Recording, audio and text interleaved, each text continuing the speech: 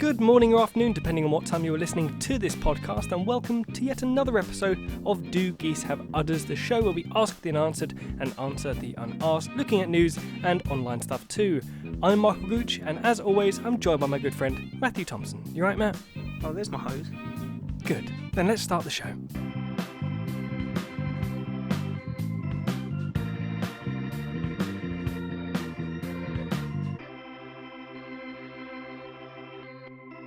Are you sure you're not got this high? Because I can hear everything now. No, I think it's just because your earphones are a lot better than your previous ones. You've actually got proper earphones now. Yeah, that's true. The ones that go over your head. Although in saying that, my headphones now are the ones that are slowly breaking up here. I've had to put tape on them because they're straining over my massive head. Well, if they break, you're in the right place. Are we recording? Yeah, of course. Do you want me to show you my latest Always repair? recording. Go on then. So this Because is, they won't be able to see it, but like they can tell from my reaction what it is. so you see this broom? I can't get down because it's behind other brooms. Okay. But it's got 4 tent pegs and they're all zip tied to it. So I could see the cable ties. I didn't see the temp pegs. Because I snapped it in the middle and I didn't want to buy a new broom or handle. So I just duct taped it and then put tent pegs around it and zip tied it. So like someone, the ye olde broken leg, and when you strap like Yeah. a plank of wood to it, that's basically what you've done to a broom with some temp pegs and cable ties. I've given it a back brace, basically. You have? Is it quite strong? Yeah, it's stronger than it was from Yeah. a snap broom. Ever thought about being a doctor? Yeah. Yeah, a couple of tent pegs, it'll be fine. I'm ill, tent peg it. That's the solution to everything. That's in every medical book Yeah. they've ever had. Where is it? Oh, I've got a chesty cough. Temp pegs. Yeah, open your throat with tent pegs. You need to fart, tent peg it. I don't know. What medical condition is that? Have you gone to the doctor and just gone, look, doctor, I need to fart. Like, I can't, and I need to. Well, yeah, it's 2 tent pegs in it. 1, 2, and then you open it and then... I'll regret saying it, man. Never become a doctor. No, I wouldn't. Too much stress. Doesn't every doctor smoke? I don't know, man. I'm not a doctor. That's true. If you are a doctor and you are listening to this, then please do comment or tweet us and let us know. Like, do you smoke? Does every doctor smoke? If you're a doctor, why listen to this? What are you doing? Get back to work. Yeah, come Go- on, say some lives. Go find some temp pegs. So, Matt, one thing we haven't actually addressed yet for our second series, some people have listened back to older episodes who haven't listened to us before, and we've got a different Try again. It's finally me not messing up. It's third time. I'll keep it in just for you.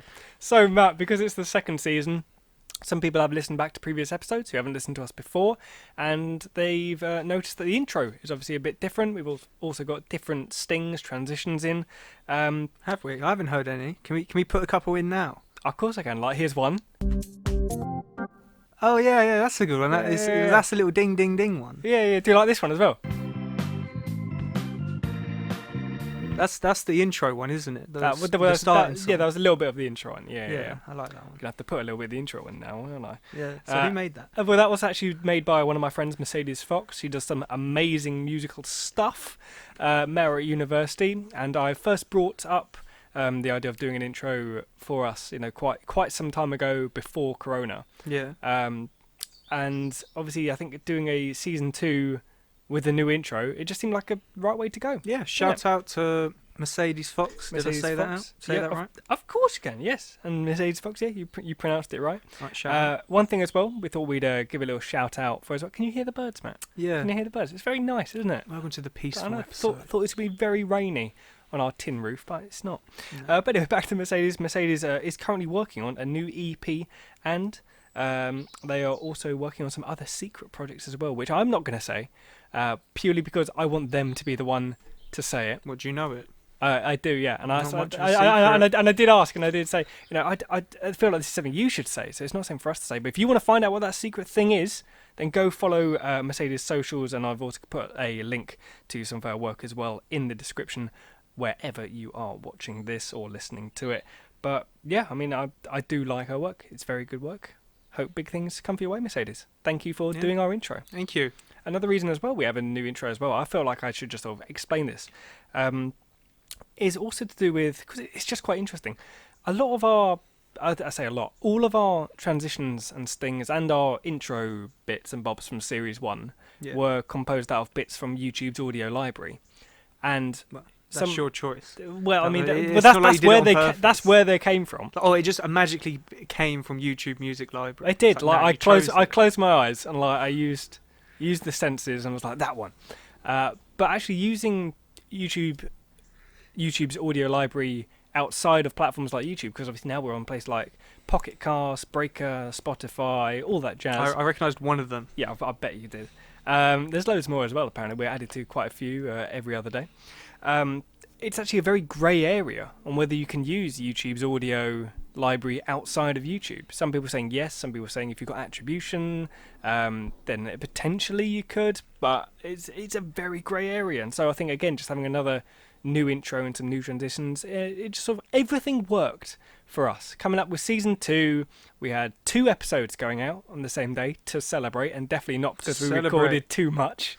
We had new intro as well.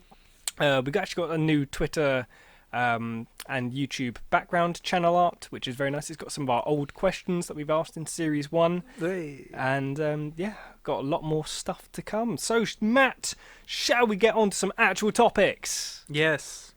Bit more enthusiastic, please. Yeah, let's go. God, you must be awful at a panto. Matt, here's a question which cropped up, and I don't know how. What was So, one of them was a guy got his head caught in an elevator and he got decapitated. That was the last one I read. I was like, nah, too much. Matt was just looking at stupid deaths, and even he can't handle them. Anyway, Matt, here's an interesting question which cropped up, which actually is it's very similar to something that you just looked up, but it's to do with owls, Matt. Owls? We like owls, yes. Night chickens. Hit me. Excuse me? Night chickens. I've never heard anyone call them that in my life. Oh, now you have. Have it on a t-shirt. I think I will do. With your face printed on it, just going, night chickens. Night chickens. That's what owls are. Oh, dear. And I think it was one of our friends, actually, that asked this. But just in case, I won't name them and embarrass them. They want to know, is it possible to break an owl's neck? Yeah. Explain. Twist it. Yeah, but they can twist their head so far, Matt. Yeah, but there's always a limit. Yeah, but you've got to be able to keep on twisting it round in one motion. Just get a worm, put it at the front of his head where his face and foot, then slowly spin it. So get it to break its own neck? No, until it stops and it has to go back. And then you grab it and spin it and pop it like a ketchup bottle. Okay. Matt's clearly experienced with night chickens. Somebody, obviously some people have asked this online already, and they've got some incredible answers. So when questioned with, can you snap an owl's neck, they've said yes. And if you keep twisting it round, their head will unscrew, and you'll be able to pour out the sweet owl nectar inside. Yeah, that's what I True said. story. Just hit the bottom of the owl first. I'm beginning to wonder if you're confusing owls with ketchup bottles, Matt. Nah, they're just different colours. If I go to your house and if I open your fridge and I find a bunch of owls looking terrified, oh, Matt, this sandwich is wonderful. What have you put in it? You want to keep owls in the fridge? That's stupid, Michael. Where would you keep your owls, Matt? Obviously, to keep them fresh? in the sauce cupboard. You have a sauce cupboard? No, I'd keep the owls in the shed. Okay. So they lay their eggs at night, and I wake up and I have freshly laid eggs. To go with your owl syrup? Yeah. Pop the owl's head off, splooge it out. Okay, well, I've just happened to found another one here of someone saying, yes, I mean, you can snap an owl's neck. They can only go 270 degrees.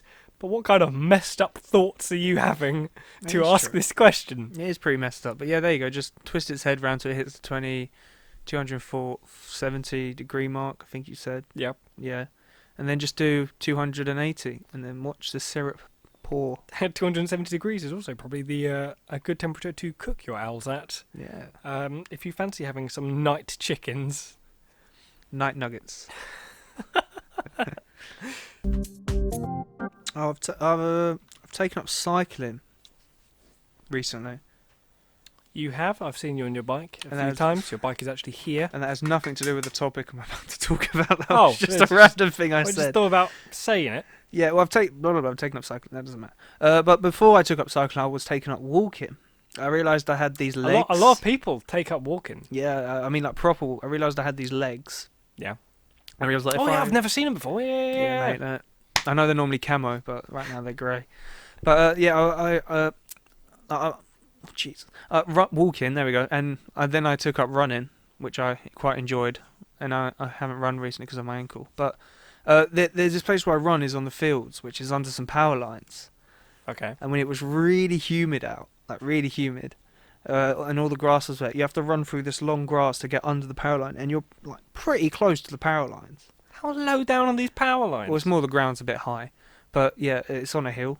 Okay. And the power lines are kind of down the hill. But yeah, and when I walked through it when it was humid, I could feel a bunch of electric shocks getting in my legs where the grass hit my legs. And I was walking through them, my brother was next to me. He had trousers on, I had shorts. And you could see me just running through this field, jumping from side to side, getting slowly zapped from each angle, from every bit of shade of grass hitting my leg.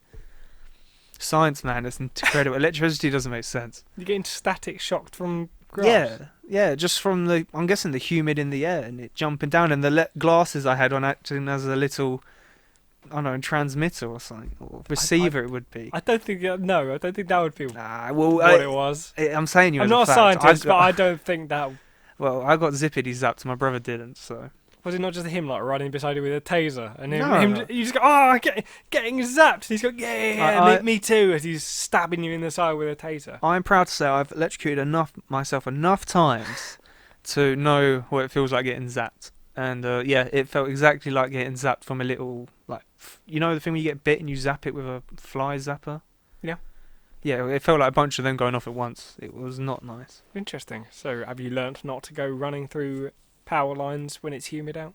No, I do it in a heartbeat. But, you know, it was a weird experience. Your heartbeat will be going a lot faster if you keep getting zapped by the power lines. I could tell you my biggest zap I've had when I was younger. Go on then. My biggest zap. You are a health and safety nightmare. Where I got launched across my little room.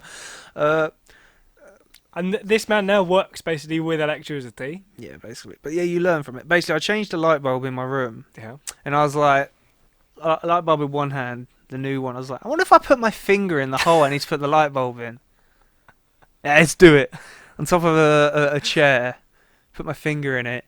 Zap! Bang! Get thrown and hit the floor. Because I was standing up, got launched off the chair and just went slap.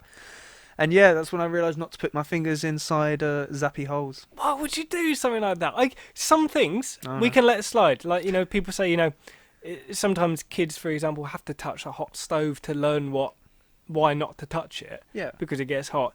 But I don't actually know anyone else who has shoved their finger like in a socket. Or... I didn't have any forks. So you thought, there's no forks here. That's where everyone else is going wrong. They're jamming forks and things. If I just use my finger... This wasn't a plug socket, by the way. Yeah, no, I know. This was the actual bit you turn the light bulb I know, but I still don't know. I'm happy to say anyone else who's shoved their finger in a light bulb socket. Well, my finger didn't explode, so that's for science. Well, I can see that because you're pointing that at me. Yeah, it's in one piece. Finger, actually. Oh, where? Where is it, man? A whole life's been a lie. But yeah, that was a good little... How old were you when you did that? Oh, I don't know. I want to say 7 or 8. Yesterday. No, 7 or 8 maybe. Oh, I didn't tell anyone. I never told my parents. They were just wondering why the lights flickered downstairs and just carried on. They just thought it was a power surge, and you're upstairs spasming on the floor, smoke pouring out of your ears, hair fully on its end. No, hair singed. It was literally just a massive body going, ugh, and then launched to the floor where it just all zapped my muscles. What was I going to say? I've got 2 questions there. Okay, so first off, though, I presume, though, that obviously that is quite a young age where I guess maybe you don't fully know how to turn off that circuit to your house when you change that bulb. I didn't even know what circuits were. I was just like, whole finger, bang! Whole body going shut down. Yeah, but then came the second thing of why are you, a 7 or 8-year-old, being made to change a light bulb? Because the light bulb broke. Yeah, but what, did your parents say change it? No, or did you just think, I'll be a big boy, I know where the light bulbs are. I grabbed the light bulb, I was about to change it, and then the finger accidentally slipped in the hole. By me forcing it in there.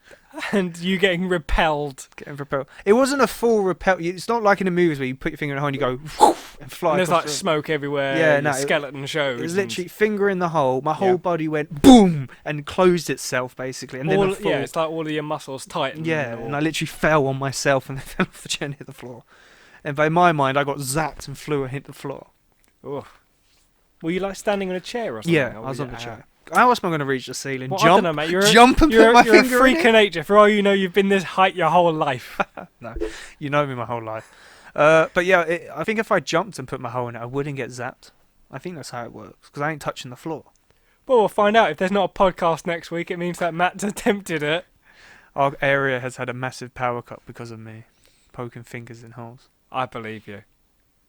See, if this podcast wasn't PG, I could make some silly jokes right now. Oh, people are making them themselves. They've got them in their heads already. Leave them in the comments. Don't. Hey, thanks for listening to our podcast. Don't forget to give that follow or subscribe button a click so you don't miss out on any future episodes. And why not check out our Twitter and Discord too, where we post updates, behind the scenes stuff, and just general other news about the show. Links in the description below. Got any topics or questions you think need a proper answer or have yet to even be asked? Drop it in the comments below or send us a tweet. Until next time.